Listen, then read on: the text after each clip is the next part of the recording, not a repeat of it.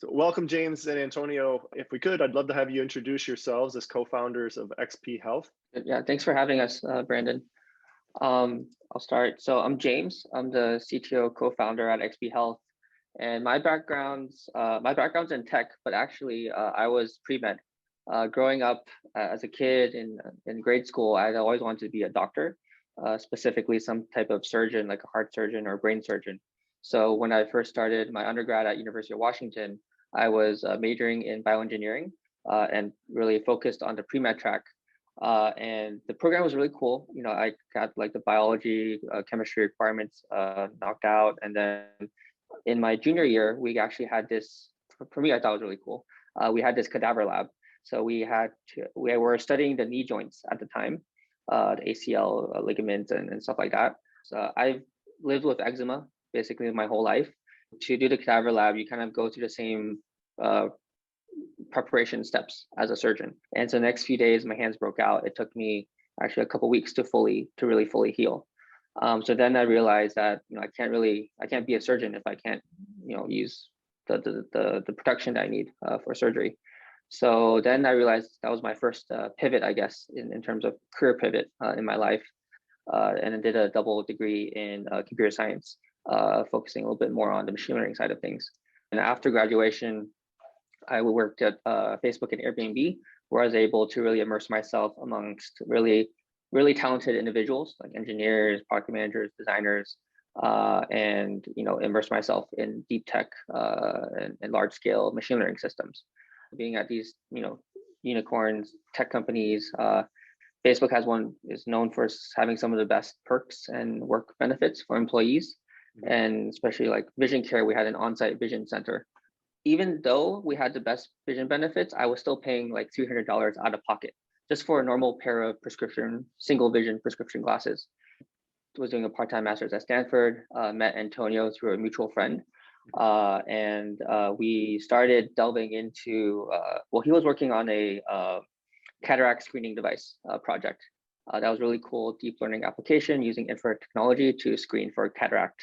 Just as students at the time, we really worked really well together, very different backgrounds, but in terms of how we problem solve, it gelled pretty well together. Then we started, talking to, since we were in the vision care space, we started talking to optometrists, HR benefit managers to see if there would be potential buyers of this product. Like the utilization of vision insurance actually compared to dental and medical is not super high. It's around like 58% is the national average. And then if we look at it, like the way that we get eye exams, the whole user flow is the same as it was 50 years ago. There hasn't really been too much innovation. There are companies like Warby that have made the optical side much more digital. So that whole process, of getting glasses, it takes a few weeks. Brandon, thanks again for the invitation. I'm calling from Disneyland here in California. So sorry, any background noises. So quickly on my background, I spent almost 10 years investing in digital health and other areas. I started a venture capital fund. When I was 17, I basically discovered my purpose. So decided to focus my career on things that could have big scale and provide a great impact to society. So when I was 20, I started a venture capital fund. So being investing in digital health, medical devices, fintech, other areas. Then I exited that business when I went to Stanford. As James mentioned, we met there. Quickly, my story with vision started when I was 10. My prescription quickly progressed. I had minus 7.5, which is a very strong prescription, right? So my nickname was Antonio for eyes and all sorts of nicknames like that. So I grew up with that. I grew this empathy with problems around vision was when I was probably 14 years old, maybe 13, during a physical, like a PE class. A basketball hit my face and my glasses were completely broken. So I spent the rest of the day completely blind. And worse than that, my parents tried to schedule an eye exam. It took the typical 2-3 weeks to schedule, another 2 to 3 weeks to get the glasses ready. So I spent over a month blind because it took us 2-3 weeks to schedule an eye exam, 2-3 weeks to get the glasses ready. Yeah. So that's a little bit what we're trying to create with XP Health. The absolute best experience, fastest, most affordable around vision care. To start with, right? Starting with vision, and then later on moving to other areas. So one of the things that I've come to appreciate about you guys and your business is just how quickly you learn. You know, I've had a chance to work with Antonio a bit and see the product, provide, you know, basic feedback and see it implemented super quickly and see you take it even further. And I think as a capability, that's really impressive. So how did you meet each other? Yeah, we met through a mutual friend at Stanford. So Antonio was doing the MBA. I was doing a management science and engineering degree. Antonio was talking to his friend about, you know, needing, getting some advice about machine learning, deep learning stuff, because he was working on the cataracts project. Then the mutual friend connected us, and then we were first, you know, just like chatting on weekends to you know, brainstorm ideas, and then eventually a few weeks later, we ended up taking one of the hardest entrepreneurship classes together at Stanford. And that was really when we started, you know, working together more and more. Excellent. And Brandon, just to complement one quick thing there on James.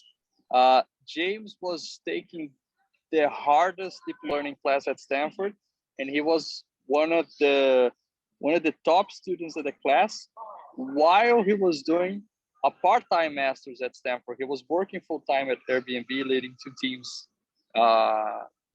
in machine learning. So that's how we met, and then we decided to take this other class together, where we really started XP Health. When you think about XP Health and what it is today, as well as your vision for the future, what's the differentiator? Well, one of our core principles is we want to build something that's user-centric. The whole way that the business is structured, we actually don't lose money when people are utilizing our benefit. So every time someone purchases a pair of glasses, we actually, the way that we've structured our economics, we actually pass on all the discounts to the user, kind of like how Costco does. But at the same time, we don't lose money, which is very, it's kind of the opposite when you think of like insurance. Every time that there's utilization, that comes off of eats away from the profits of the insurance company.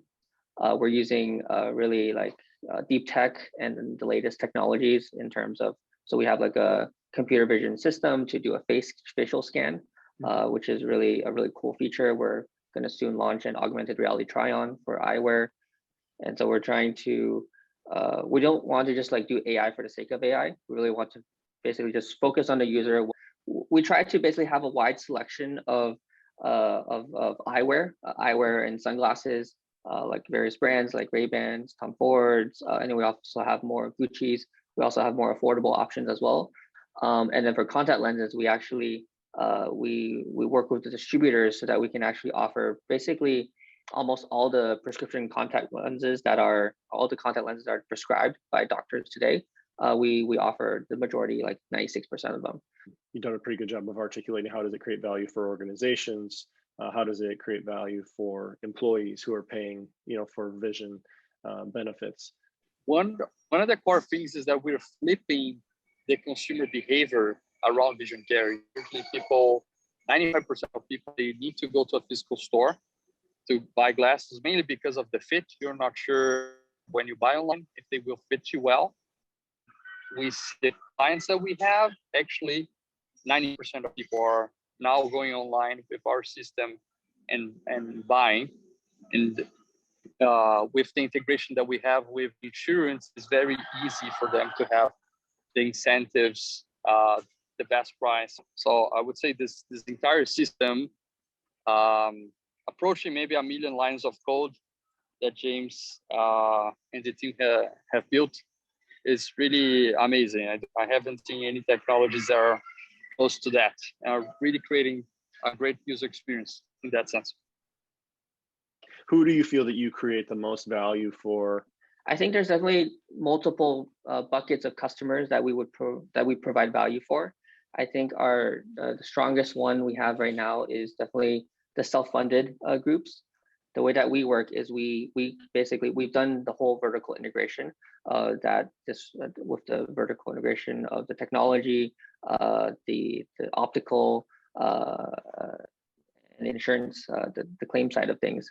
So we've basically reduced all these costs and then bring those savings back to the end to the employee of the company, which then means that for these self-funded groups, then the claims cost goes down is what we've observed. Within self-funded groups, being the ideal customers for us, we have two major profiles. One, companies that are focused on providing the best experience to their employees and members. The second are companies that are trying to basically optimize for costs. And we are able, because of our model, to have a strong value proposition for both. So whether they want to save on costs or provide the best employee experience, we're able to do both things combined. And basically, the reason why is because the vision care and vision insurance industry is so inefficient.